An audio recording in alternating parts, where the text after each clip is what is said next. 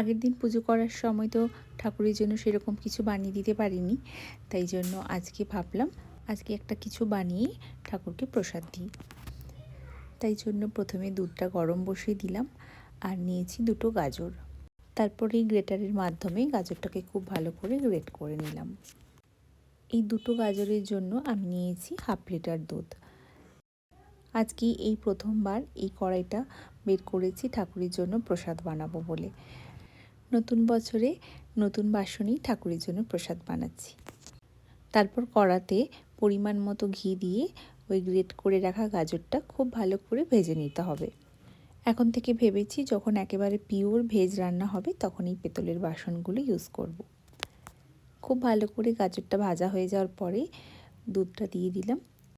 আর যেহেতু দুধটা অনেকক্ষণ আগে থেকে গরম করতে বসিয়েছিলাম, তাই দুধটা না অনেকটা প্রায় ঘনই হয়ে গিয়েছিল।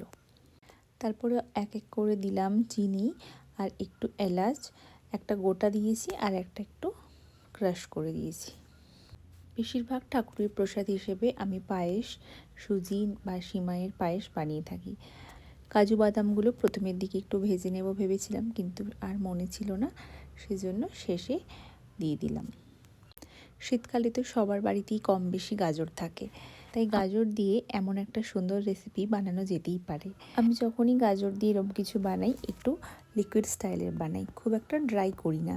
এটা পায়েসের মতন খেতে কিন্তু ভীষণ সুন্দর হয়। তোমরা কিন্তু বাড়িতে অবশ্যই একবার ট্রাই করো এভাবে। খুবই সিম্পল বানানো, আর 1 চিমটি নুন দিয়ে দিলে এর টেস্টটা কিন্তু দ্বিগুণ বেড়ে যাবে। কেমন লাগলো তোমাদের এই রেসিপিটি জানিও। সবাই খুব ভালো থেকো, সুস্থ থেকো। Bye bye.